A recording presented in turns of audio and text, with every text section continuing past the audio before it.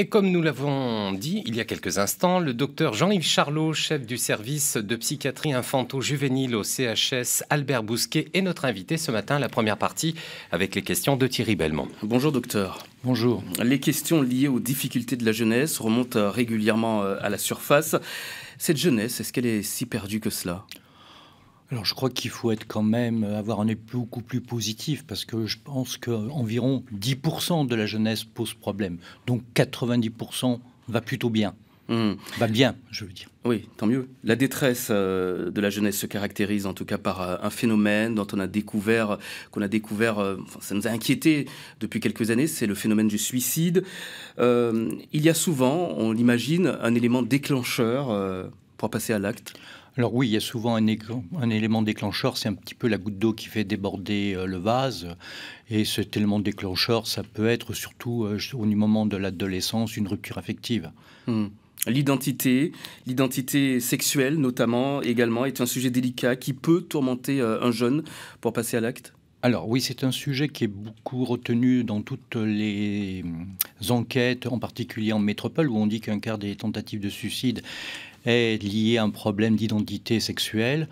Dans l'étude que nous avons faite, nous, en Nouvelle-Calédonie, sur 4 ans, nous n'avons pas retrouvé ce facteur. Nous avons retrouvé plutôt d'autres facteurs, en particulier des problématiques où un jeune sur 2 fait référence plutôt à une problématique traumatique de l'enfance, que cette problématique traumatique soit liée à des problèmes de carence affective, éducative, mais surtout carence affective dans la petite enfance, donc liée séparation, adoption. Et la deuxième cause, pour rejoindre un peu l'article qui est paru hier dans le journal, c'est les traumatismes de nature sexuelle qui, au moment de l'adolescence, vont se cristalliser et entraîner des difficultés par rapport au passage à la vie adulte.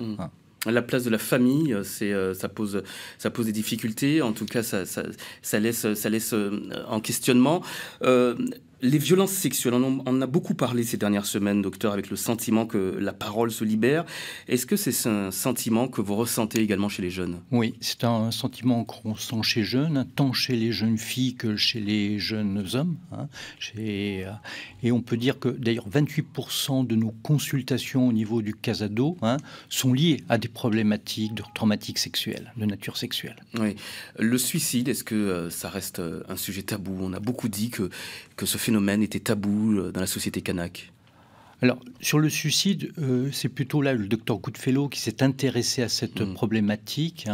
Je pense que comme toute problématique, comme dans toutes les sociétés, le suicide est souvent tabou pour des considérations des fois religieuses, des problématiques aussi au niveau de certaines assurances. Il ne faut pas déclarer le suicide.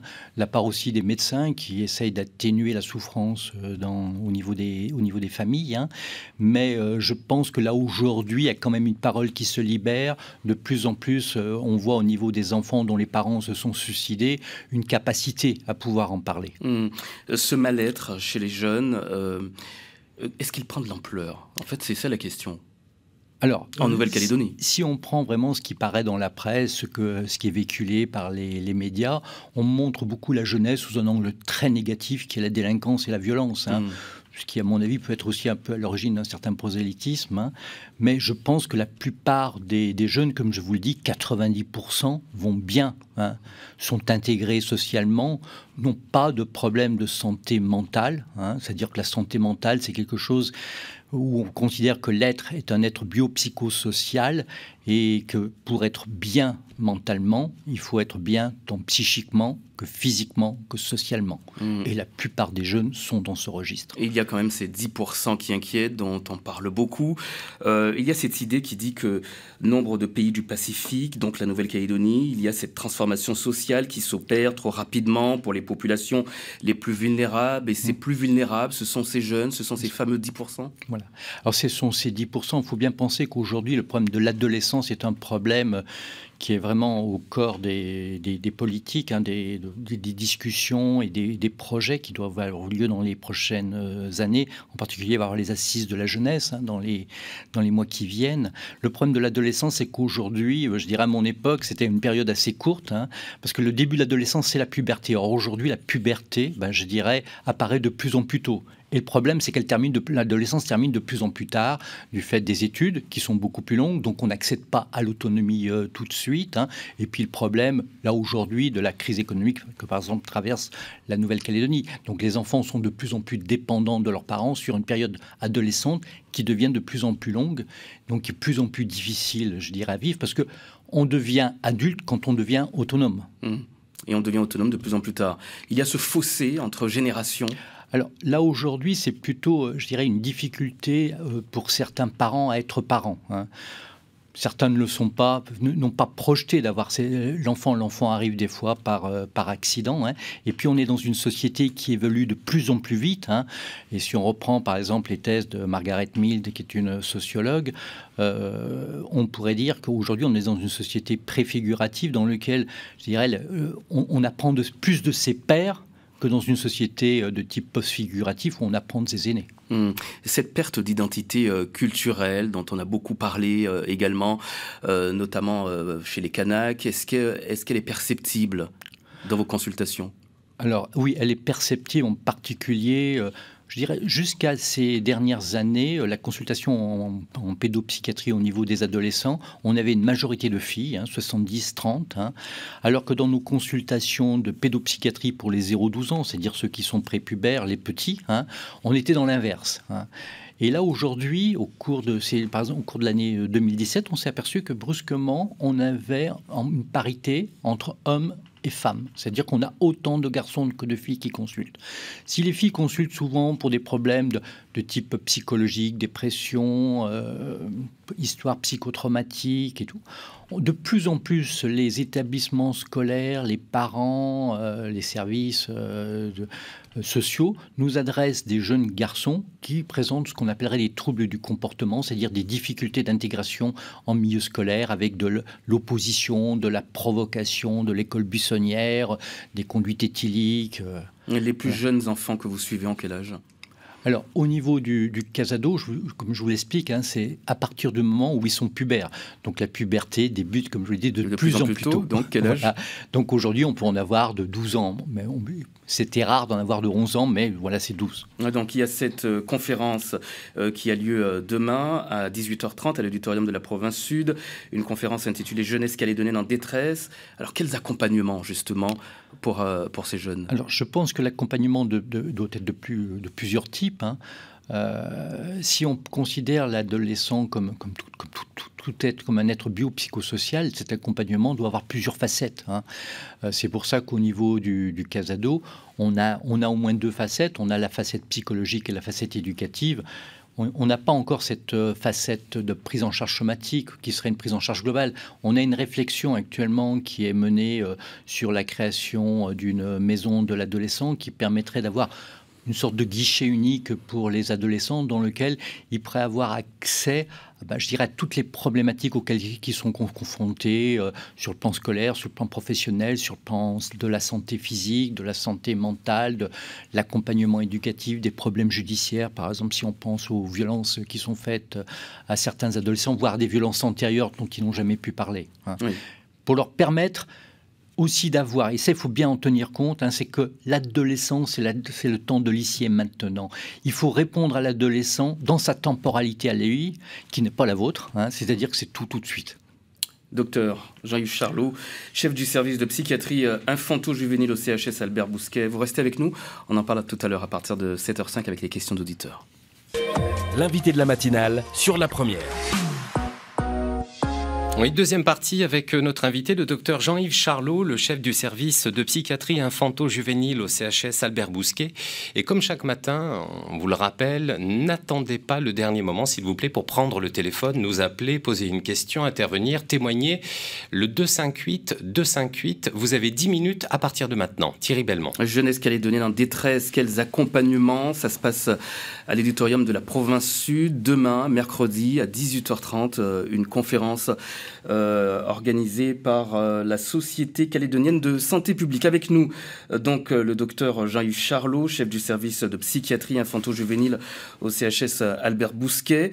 Il y a ce chiffre que vous mettez en avant, docteur. 15% des 10-18 ans déclarent avoir sérieusement déjà pensé au suicide ces 12 derniers mois. C'est ce que révèle le baromètre santé. Les tentatives de suicide, c'est un phénomène préoccupant. Alors, c'est un phénomène préoccupant dans beaucoup de parties du monde et je dirais curieusement, en Nouvelle-Calédonie, ce n'est pas un phénomène très préoccupant. Les tentatives de suicide, bien sûr, se retrouvent beaucoup dans la population adolescente, mais curieusement par rapport, je dirais, par exemple à la métropole, on a un chiffre de pourcentage de tentatives de suicide au niveau des différentes tranches d'âge qui n'est guère différent. Il n'y a pas les pics qu'on retrouve en métropole. J'ai l'impression d'entendre quand même un autre discours par rapport à ce qui était mené il y a quelques temps, où on disait, où on se préoccupait, où on s'inquiétait des suicides et tentatives. Alors, justement, pour travailler là-dessus, on a décidé de faire une enquête. Ça a été l'origine d'une thèse d'un jeune médecin calédonien, le docteur Emmanuel Sibyl. Et donc, nous avons travaillé sur les tentatives de suicide qui sont passés au niveau du CHT ou du CHS sur 4 ans. Et nous avons comparé ça à une étude bretonne qui s'est déroulée sur 2 ans. Sur 2 ans, nous avions au niveau donc, du CHT et du CHS autant de tentatives de suicide en 4 ans que sur 2 ans en Bretagne, sur un bassin de population qui était légèrement même inférieur. Ce qu'on peut dire, c'est qu'en Calédonie, statistiquement, on a 10 consultations pour tentative de suicide pour 10 000 habitants, contre 25 pour 10 000 en métropole. Oui. Alors, ce qui caractérise en tout cas les adolescents qui ont ce mal-être, c'est la souffrance psychique aussi. Qu'est-ce que c'est qu'une souffrance psychique ? Alors, une souffrance psychique, je dirais, si vous reprenez ma définition de ce que c'est que la santé mentale, ce n'est pas moi qui la donne, c'est celle de l'OMS. C'est un enfant qui se retrouve, je dirais, en difficulté dans son intégration sociale. Alors, il y a des signes mineurs de souffrance psychique. À quel moment s'inquiéter, c'est ça la question. Alors, à quel moment s'inquiéter ? Je dirais, c'est à partir du moment où il y a une rupture au niveau du continuum existentiel de cet enfant. C'est-à-dire que brutalement, il y a des signes qui doivent nous interpeller. Fléchissement scolaire, troubles du sommeil, troubles de l'appétit, les scarifications, l'opposition, les colères qui deviennent de plus en plus importantes, les problèmes des conduites addictives, même si je pense que ce n'est pas vraiment un bon terme, mais c'est cette prise de toxiques qu'on peut retrouver chez certains adolescents, les ivresses ponctuelles qui peuvent présenter, les conduites à risque. La conduite à risque fait partie des conduites de l'adolescent, mais le problème d'une conduite à risque, c'est quand elle devient répétitive, elle doit nous inquiéter. Ouais, c'est-à-dire que les comportements délinquants, entre guillemets, ces conduites addictives doivent inquiéter les parents et donc faire quoi après, diriger cet enfant vers un spécialiste? Alors surtout ne pas les banaliser. C'est-à-dire que c'est un petit peu souvent au niveau des parents, dans une tentative de se réassurer eux-mêmes, c'est banaliser ce type de conduite. Le fait de banaliser, c'est dénier ce qui se passe. Ce qui est terrible, je dirais, pour l'adolescent. L'adolescence, c'est un temps de changement dans lequel on est confronté à la puberté, à des changements corporels qui sont très importants. Et tout cela est difficile à vivre pour un jeune adolescent. Donc, je pense que ce qui est important, c'est que les parents doivent avant tout, c'est leur rôle à eux, avant de s'adresser à des services, c'est de restaurer la communication. La souffrance, c'est souvent lié à une absence de communication. Oui. Et on est dans un monde où il y a énormément de médias, où on parle beaucoup de réseaux sociaux, et malgré ça, je crois qu'on communique très peu entre nous. Oui, c'est ça l'un des problèmes que l'on remarque actuellement, c'est l'absence de communication au sein des familles. C'est vraiment une difficulté en Nouvelle-Calédonie. Alors c'est une difficulté, je pense, de toute la jeunesse dans le monde, ce qui explique les difficultés que vous avez avec... je dirais les phénomènes de bande qui se créent dans lequel, je dirais, l'éducation se fait par les pairs. C'est-à-dire qu'on est vraiment dans une problématique où le jeune va rechercher, je dirais, un groupe qui lui convient. Et le phénomène de bande est un phénomène qui me paraît, moi, particulièrement inquiétant. Et quand la communication entre les adolescents et leurs parents n'est plus possible, quand elle devient très compliquée, que faire ? Alors que faire? Justement, c'est là où c'est important d'essayer de restaurer celle-ci. Je dirais, là, quand les parents se sentent vraiment trop en difficulté, et je dirais ce qui est intéressant, c'est que la deuxième cause de consultation que nous avons au niveau du CASADO, c'est des demandes de parents qui sont inquiets pour leurs adolescents. Et en fait, les adolescents n'ont pas de problématique. C'est simplement que les parents ne savent plus comment communiquer avec leurs adolescents. Pour les parents, en même temps, c'est difficile. C'est compliqué pour les parents de comprendre son enfant qui s'isole, qui a des comportements particuliers. Oui, mais je pense que justement, c'est là où il faut savoir interroger l'enfant, lui montrer qu'on est conscient qu'il se passe quelque chose. Ne rien dire, c'est la pire des choses. Donc je pense que ce qui est important, c'est de tenter de réparer cette communication qui est perturbée. Vous parliez tout à l'heure du CASADO, le CASADO qui, on le rappelle, est le centre d'accueil et de soins pour les adolescents. Ce CASADO, comment ça fonctionne aujourd'hui ? Alors, ce CASADO fonctionne, c'est une équipe qui est pluridisciplinaire, qui est composée de psychiatres, pédopsychiatres, psychologues, infirmiers, assistantes sociales et éducateurs. Donc, on reçoit les demandes et il y a déjà une analyse qui est faite par un infirmier au niveau du téléphoniquement pour savoir, à partir de la demande, quel sera le professionnel qui sera le mieux adapté pour répondre à cette demande. Vous parliez du téléphone à l'instant, justement, j'en profite pour rappeler à nos auditrices et auditeurs que s'ils souhaitent intervenir, poser des questions, ils peuvent nous appeler maintenant. Il reste 4 minutes au 258 258. Est-ce qu'on est assez efficace en Nouvelle-Calédonie pour faire face à ces phénomènes, à ce phénomène de la jeunesse en détresse ? Alors, je dirais que le gouvernement actuellement a mis en place quand même des structures comme le CASADO. Dernièrement, on a ouvert une antenne médico-psychologique à orientation pédopsychiatrique dans le Nord, à Koné. Donc, si vous voulez, il y a quand même, on répond de plus en plus à la demande. Également, cette année, l'année dernière, on a ouvert au niveau du centre hospitalier territorial une équipe de pédopsychiatrie à l'intérieur du centre pour répondre tant aux urgences qu'aux enfants qui sont hospitalisés, parce qu'il n'y a pas que la souffrance physique, il y a cette souffrance psychique qui doit également être prise en compte. Et donc, au niveau du centre hospitalier territorial, il y a des lits qui sont dédiés à la pédopsychiatrie, ce qui permet d'éviter les évacuations sanitaires qui, je dirais, les enfants sont confiés à des équipes compétentes, mais on est dans une rupture de la relation parent-enfant. Et qui dit enfant, qui dit adolescent, dit aussi vie scolaire. Est-ce que les personnels de ces établissements scolaires sont préparés à ce type d'adolescents, d'enfants ? Alors, je dirais souvent les établissements scolaires ont vraiment une préoccupation vis-à-vis de la santé psychique. Nous faisons d'ailleurs régulièrement, dans le cadre d'un partenariat avec le vice-rectorat, des formations à l'égard des personnels, que ce soit les infirmières scolaires, les assistantes sociales, les CPE, puis aussi également les enseignants, des formations sur les problématiques adolescentes. Oui. Il y avait cette étude menée par la commission éducation formation du Sénat coutumier de la Nouvelle-Calédonie. Ça date de 2009, un certain temps déjà, mais quand même on se pose encore les mêmes questions. Et cette étude mettait en avant ces difficultés effectivement d'apprentissage qui ont été soulignées au niveau scolaire, accentuées par un manque de motivation. Est-ce que c'est ce que vous observez vous aussi quand vous êtes en relation avec ces jeunes? Alors oui, ça c'est un sujet tout à fait intéressant, parce que les difficultés des apprentissages sont un signe de souffrance psychique, doivent interpeller les enseignants, en particulier les enseignants du primaire. Et je pense que quand on voit ces problématiques de troubles des apprentissages, et que si, je dirais, on croise cela avec quand on rencontre certains jeunes délinquants, on s'aperçoit quand même que ça pourrait être éventuellement des signes précurseurs d'une mauvaise intégration sociale. Sont assez sensibilisés sur cette question-là? Alors je pense qu'ils le sont de plus en plus, mais qu'il y a un effort à porter sur ces enfants qui présentent des difficultés au niveau des apprentissages et que ça doit être vraiment une préoccupation du corps enseignant. Alors, on rappelle que vous êtes demain à l'auditorium avec Larry Kaoma-Martin, qui est sociologue, avec notamment Nassil Dunara, qui est directeur du foyer d'accueil d'urgence et d'orientation de Nouville. Ça se passe donc à l'auditorium de la Province Sud à 18h30. Merci beaucoup, Jean-Yves Charlot, chef du service de psychiatrie infanto-juvénile au CHS Albert Bousquet. Merci, docteur.